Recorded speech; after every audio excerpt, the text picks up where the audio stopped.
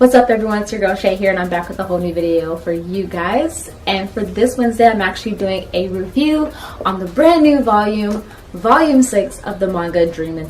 I know it's been a little bit of time since I've done a review about this manga and I finally was able to pick up volume 6. So volume 6 basically leaves off like with how volume 5 kind of left off, which is where Shimano and the landlord actually ended up getting together.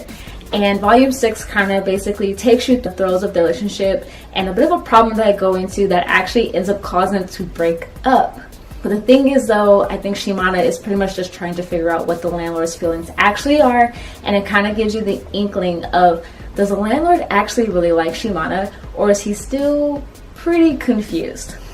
By the end of the manga, I was actually a little bit more confused about whether or not the landlord actually likes her, but I also feel like there's a little bit more underneath the surface that we just don't know yet.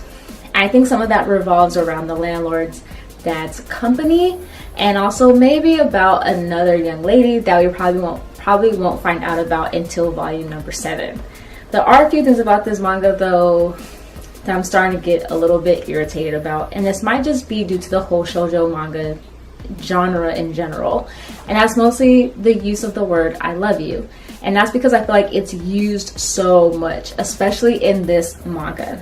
For at least a good like 20 or so pages, Shimano was constantly telling the landlord that she loves him, and I feel like she kind of overdid it. He already knows that she loves him, but she kept saying it multiple times to the point where for me the word just didn't have any value anymore. Like, even though she said I love you, I feel like the meaning wasn't there anymore. But I just feel like this manga just overall though in general is just becoming a little bit more, how can I say, like there's not enough drama. I feel like they're drawing out a lot of the love sequences of this manga more so than the actual drama, because I feel like there's more underneath the surface, like I said, with the landlord's dad's company, and there's a lot of other secrecy going on, but I feel like we just don't know it yet, and I kind of want to know more. I'm getting tired of the whole romance thing, and to be honest, I'm getting tired of Zen.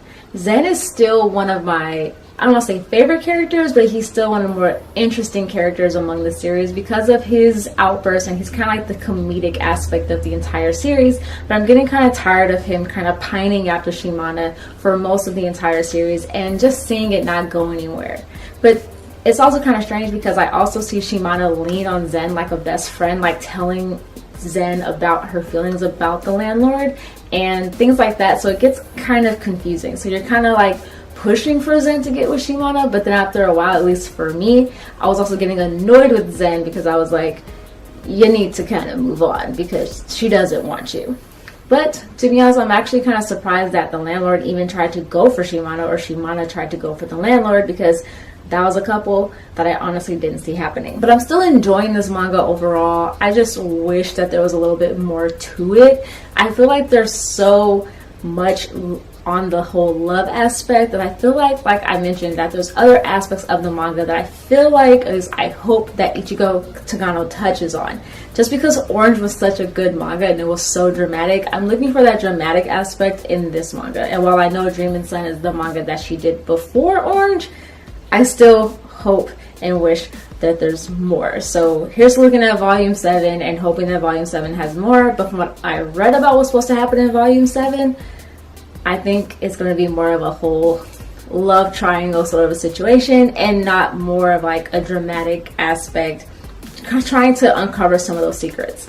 My worst fear though is that a lot of these uncovered secrets that we haven't yet found out yet are going to end up being rushed towards the ends of the manga, and then we're going to be left with a whole bunch of information that came way too quickly and we weren't able to absorb it or have it basically play out properly. Kind of like reading a book and all of a sudden they're rushing through all these aspects and you're left like, I would have liked that they developed that a little bit more. And I feel like this manga might do the same thing because of a lot of the stuff that they haven't yet touched on yet. Like, for example, like Taiga's dad, the landlord's dad, and pretty much about some of the secrecy involving, like, why doesn't he like women, or why does he have such a vendetta against women? it's kind of touched on, and I think more so it's about his feelings and maybe he got hurt. I don't know. There's still a lot there, but I just feel like they focus so much on all the love triangles and Shimana's not the best heroine, but she is kind of okay. But it's like they focus so much on that I feel like there's just so much more that they can actually do that it kind of leaves the manga, at least at this point, a little bit on the boring side. I'm not as interested in it because, well, there's just more, or there should be more. One of the other things that I kind of have a bone to pick with this manga is that I feel like a lot of the dramatic aspects, or even a lot of the love triangles that happen, are literally resolved within a matter of like 10 pages. And to me, it's something that kind of needs to go on longer.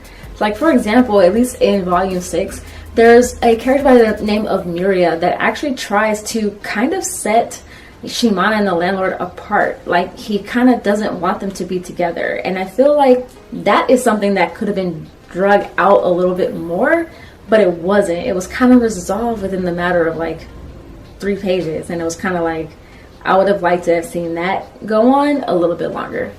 But does this mean that I'm not gonna check out volume 7? No, I'm gonna check out volume 7. I want to see what's gonna happen next, and let's hope it gets a little bit better. But once again, have you read Dreamin' Son? Are you following along with this manga? Are you keeping up with it? Do you like it? Do you enjoy it? Or do you not like it? Do you wish there was more? Let me know by commenting down below. Like always, I'll probably have a new review out for you guys on Saturday. I also bought another volume of manga. I bought volume 2 of Love and Lies, so I can't wait to get to that manga, and hopefully I have the review on that volume soon.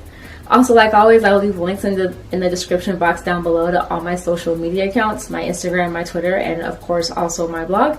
And like always, give this video a thumbs up and subscribe if you haven't already. And like always, you guys, stay nerdy. Alright, you guys. Bye.